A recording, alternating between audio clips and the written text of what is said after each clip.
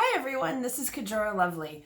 As some of you may know, on Monday, December 2nd, Jupiter moved into the sign of Capricorn, where it's going to stay for 1 year until December 19th of 2020. So in this video, I'm going to talk a little bit about what that might look like, and then I'm going to do a tarot reading that will give you a sense of what might happen for everyone overall. And it's also a tarot reading that you can book for yourself if you're curious about what this transit will mean for you. Jupiter in Capricorn is a very interesting transit in my opinion. So it takes Jupiter about 1 year to travel through a single sign. So it's from December 2nd, 2019 to December 19th, 2020. And it takes about every 12 years, it goes through the same sign because it takes 12 years to go through the whole zodiac. So that means that over the next year, we're in for some interesting times. So the planet Jupiter is the one that rules the sign of Sagittarius, the season that we're in at this particular moment, from the end of November to December 20th, roughly.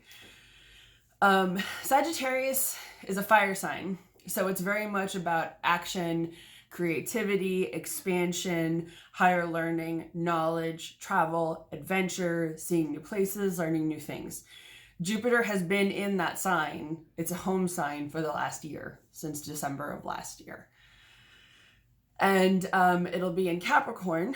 Capricorn is an earth sign, so it's very practical, measured, rational, but mainly I would say structured, disciplined, and hardworking. These two don't really go together in a lot of ways. They're very different energies. And there are ways that you can harness that. Of course, it also depends on what's in your chart and how things figure with you, because I feel it can kind of go either way. You know, it can go a lot of different ways, basically.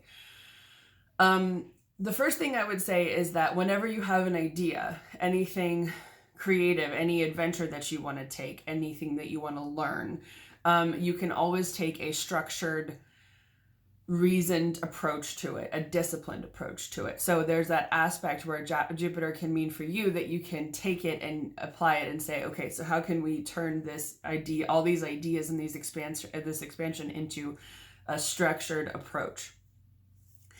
At the same time, it can also feel very limiting. It can feel that anytime you try to expand, the universe goes, nope, nope, nope, nope, over the next year. So again, this can always look very different. As someone who's a little bit interested in history, not a little bit, really interested in history, I decided to take a look at what's happened the most recent times that Jupiter's been in Capricorn. And these times were December 18th, 2007 to January 5th, 2009. So basically for all of 2008. January 2nd, 1996 to January 21st, 1997. Again, mostly 1996. And January 19th, 1984 to February 6th, 1985. So we're looking at 1984, 1996, and 2008. So I went through most of what happened around the world at that time, what I could find anyway. I'm not going to go through all of it here, but I posted the link in the description box below that has a link to my blog post where I do go into all the history for those of you who also want to go down the rabbit hole with me. It's pretty interesting, and there's some patterns that started to pop up after a while. I'd also be curious to hear some of your thoughts about the patterns that emerged, because it's very interesting when you look at it this way. The thing about astrology is that you can never ultimately say, well, this happened at that time when this was in this sign, so it's going to look like this. No, because there's too many other influences. You can be in a different sign, a different season. All the other planets are doing their thing, and those all vary every single time. So it's never really going to be the exact same. However, it does rhyme and it does echo, which I find very fascinating. So some of the themes that I noticed that came up, of course, politics were a huge issue. 1984, Ronald Reagan was elected in America. The first woman ran on a presidential ticket in America. Indira Gandhi, who was the Prime Minister of India, President of India, was assassinated in 1984. In 1996, Bill Clinton was reelected. 2008, Barack Obama was elected.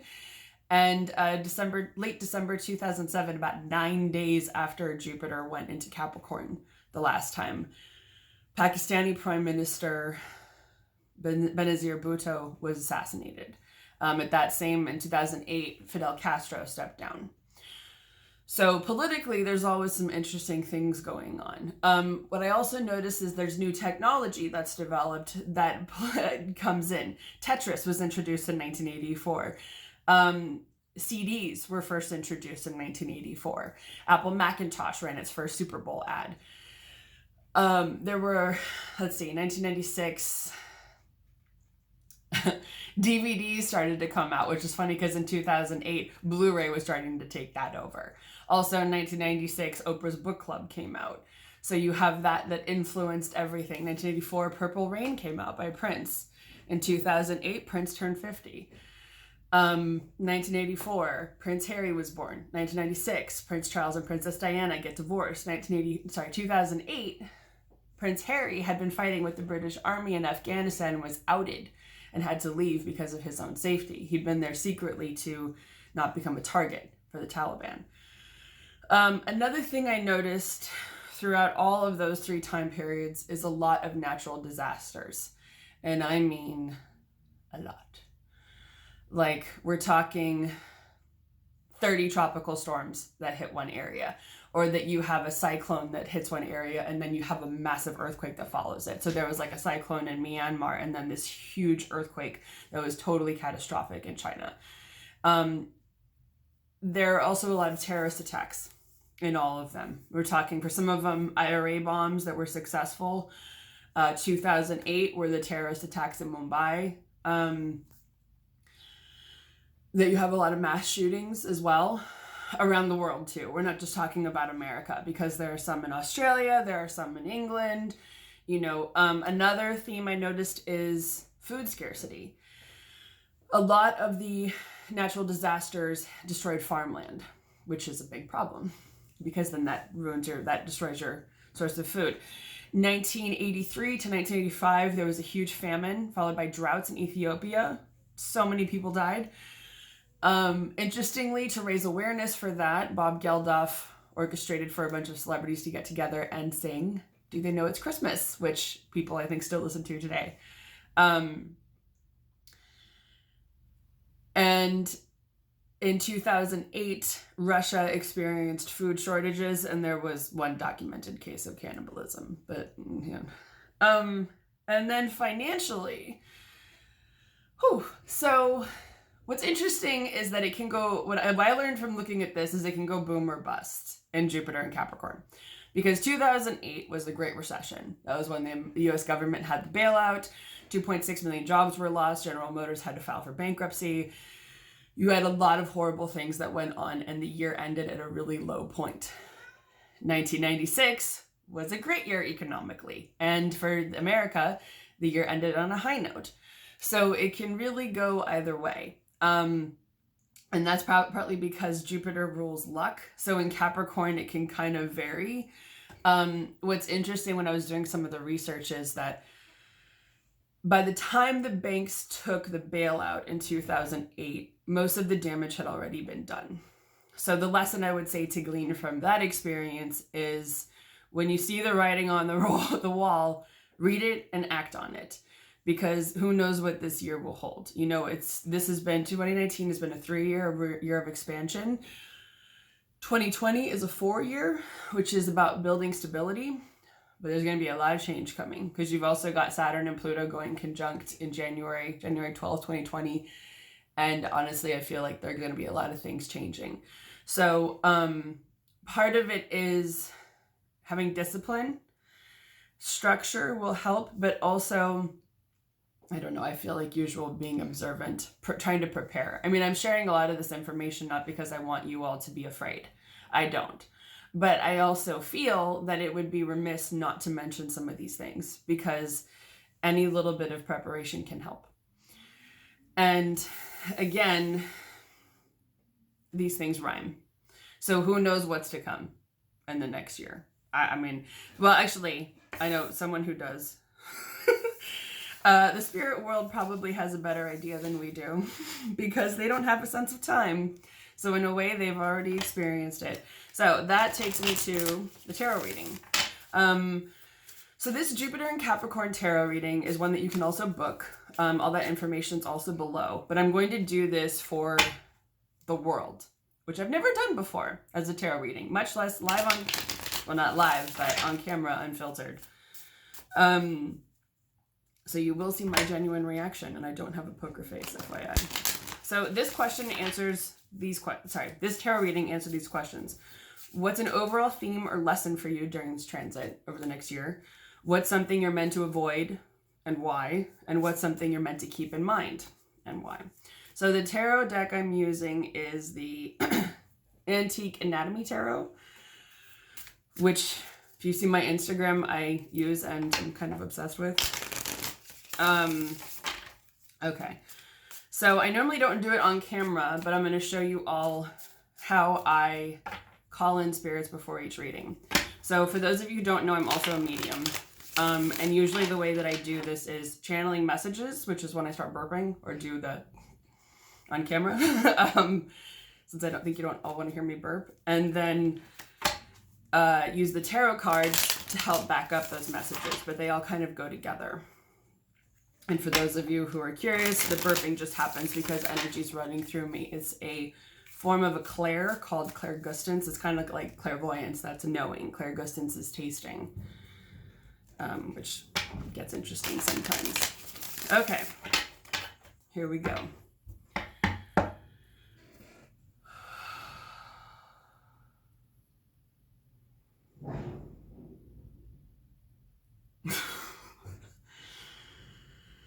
So this is for planet Earth, planet Earth, planet Earth. It's interesting that the trash is coming right as I choose to do this. I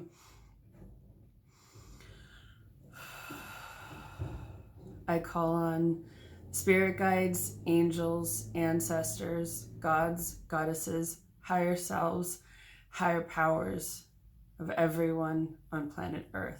Collective energy as a whole. I ask you to help give me a message that is for everyone's highest good and greatest benefit and comes in such a way that they can understand it and utilize it during this period. Thank you. Okay. So, what's an overall theme or lesson for the world during this time?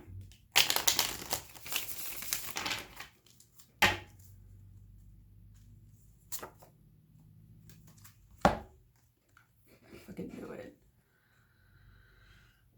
Can you see that?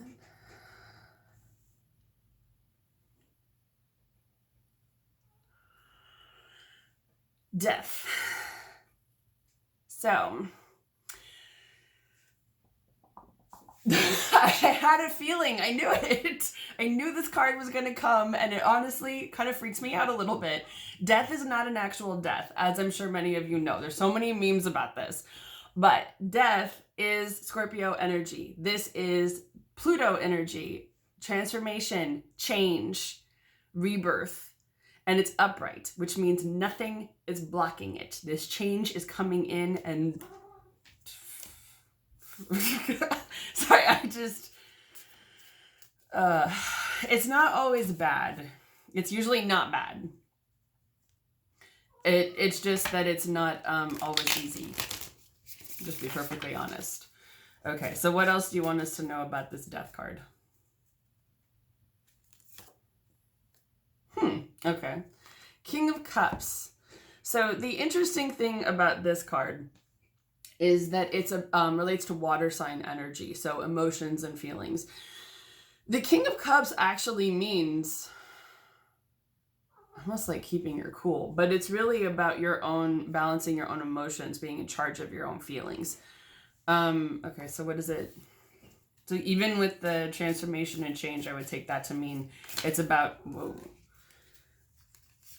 managing your own feelings. I don't know if you can hear, but my cat is going a little bit bonkers while I'm doing this.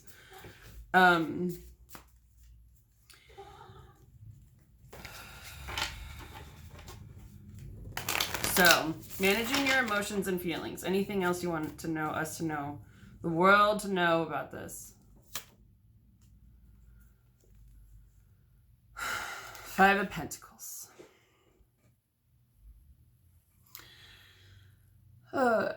You know, does it have to be just big lessons every time? I guess it does. Well, this is the energy we're in now. So 5 of Pentacles is about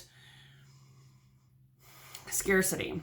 Being in a scarcity mindset. So a scarcity mindset means it doesn't matter how much literal money you have. You could be a billionaire and still think, there's so much money out there that I don't have. I'm not a trillionaire. You know, it's that idea that whatever money you have, whatever resources you have isn't enough. Now, this can also be about actual poverty. Don't get me wrong.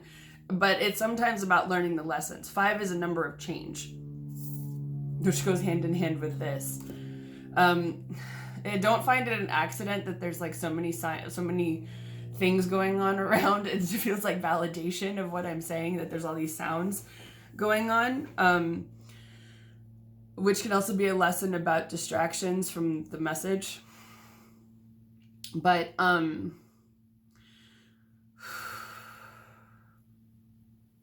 just keep hearing, I look at this card and I keep hearing time for a change, transitions. It's not all beautiful, but it's not all scary. And they want me to go, you're going to be all right.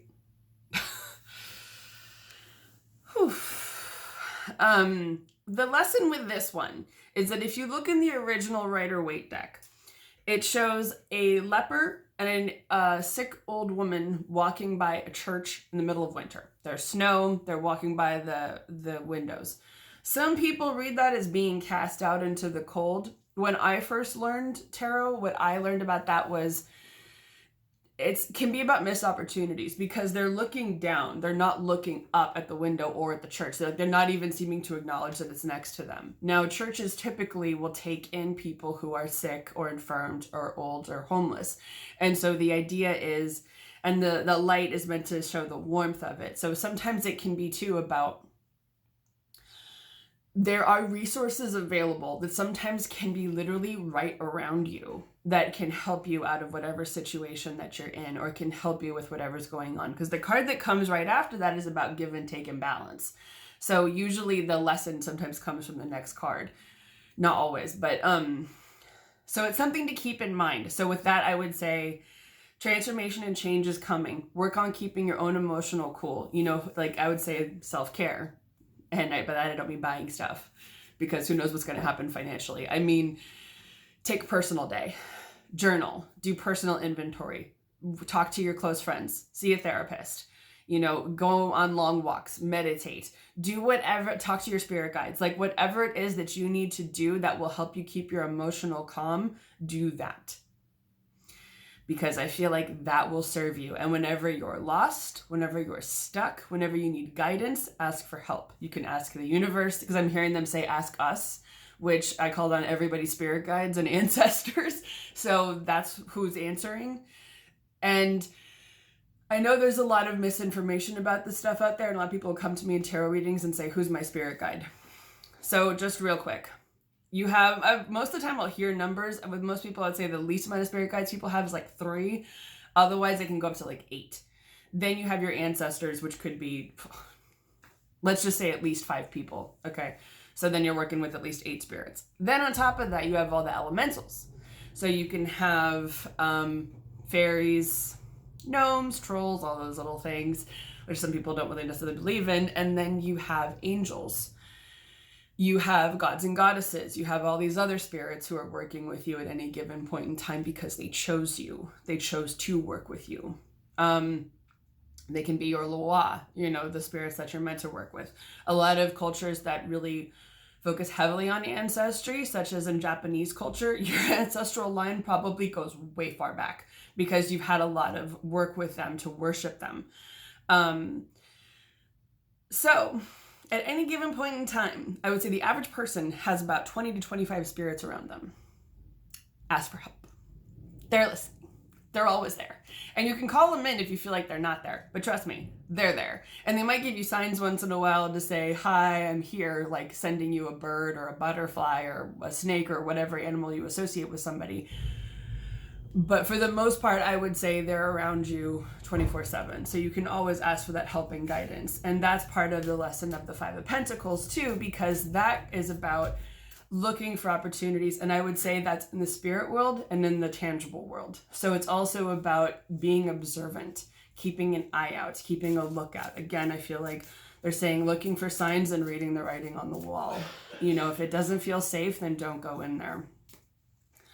Okay, so next question is, what's something you're meant to avoid? Six of Swords. Now, this is very interesting because this can be about moving on. I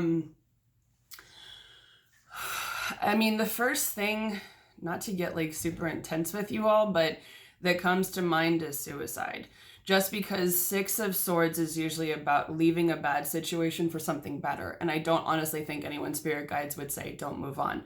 Because usually the lesson with that is whatever struggles or whatever difficulties you're going through, it's a lesson that you're meant to learn. It's something you signed up for before you were born. It's a lesson that you chose, an experience that you're meant to go through this lifetime. I also personally see it that way because the faith I grew up in, we believed that isn't always the case, but typically if you committed suicide, whatever circumstances you were living through that led to your ultimate suicide, you will experience again and have to learn that lesson and work through again, because it's not just about escaping it. So what's something you're meant to avoid and why? Why?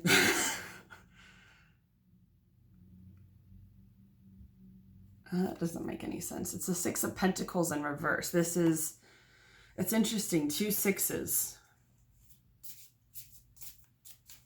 So don't move on because there's no generosity.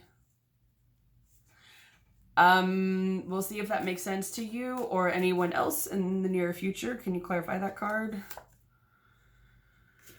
King of Wands. Hold on. Let me take a look at these.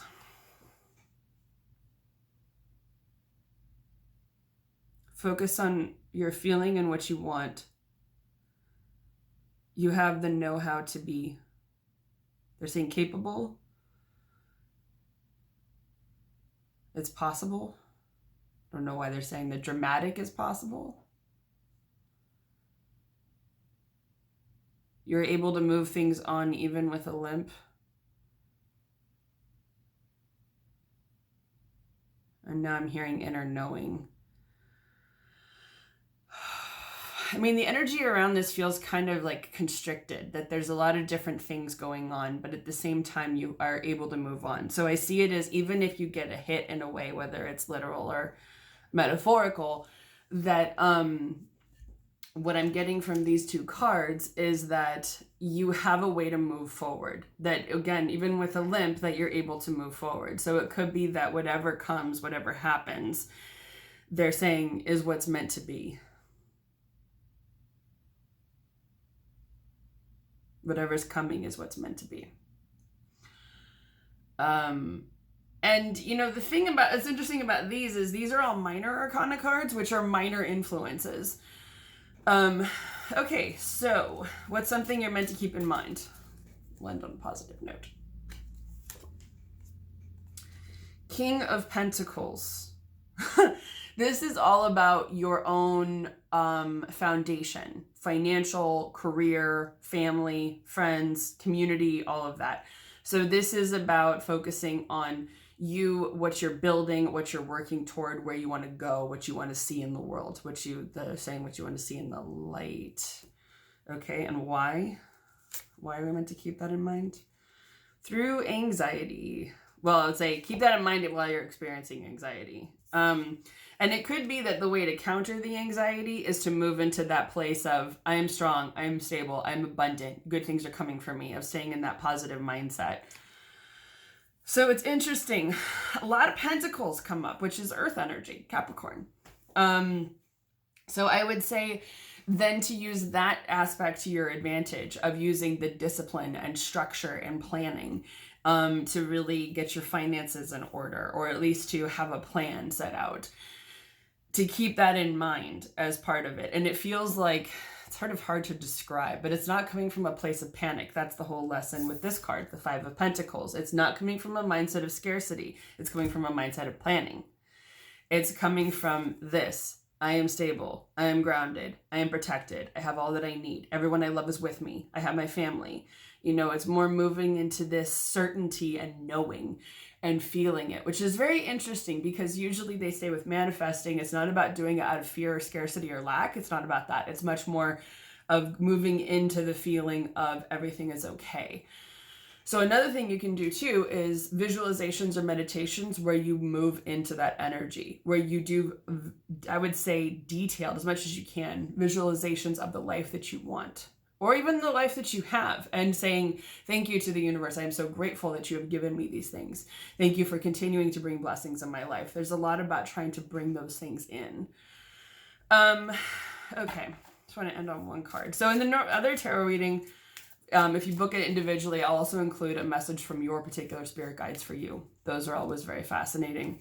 Well, I should say usually directly apply to whatever you're going through. If you don't know, it's usually because it hasn't come up yet. So one last thing for everyone to know or keep in mind with Jupiter and Capricorn.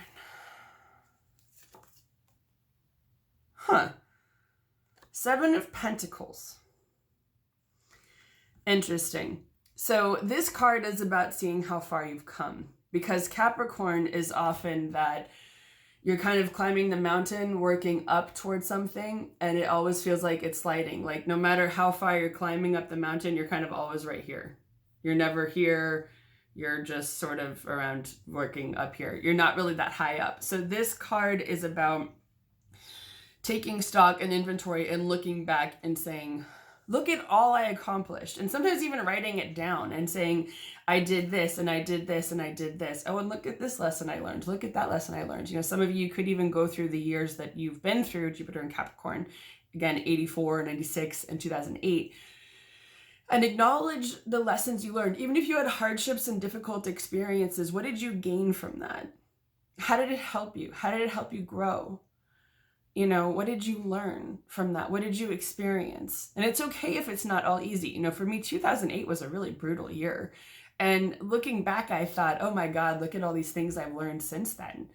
And it's helped a lot because you're able to kind of put things in perspective. Now, for some of you who are a little bit younger than that, or you might have been like 5 in 2008, or I don't know how old you were, but is to just look in, even on the last 5 years, of how much you've grown, how much you've accomplished, because there's a lot of giving yourself more credit. And I would say, especially with the year ahead too, of continuing to do that, even if you hit a setback recently, of even taking immediate inventory and saying, what am I learning from this?